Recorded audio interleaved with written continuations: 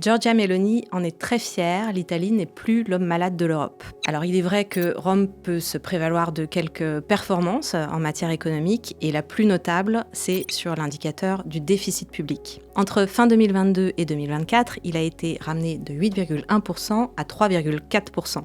Alors que dans le même temps, le déficit français se creusait. Ce qui est à noter aussi, c'est que sur un plan moins quantitatif, plus qualitatif, Meloni a su ramener la stabilité politique et la confiance, ce qui satisfait à la fois les marchés et les entreprises. Alors tout ça s'est traduit de façon très concrète sur les marchés financiers, puisque depuis quelques jours, l'Italie et la France empruntent à des taux très similaires, autour de 3,5%.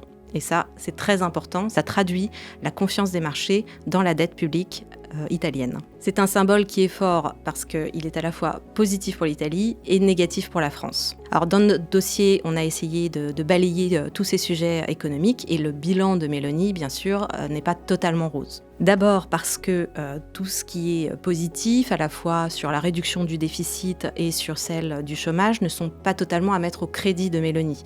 Elle a bénéficié aussi de tout ce qu'ont fait les gouvernements précédents. Et deuxième chose, c'est que l'Italie n'a pas résolu tous ses problèmes structurels et en particulier son déclin démographique.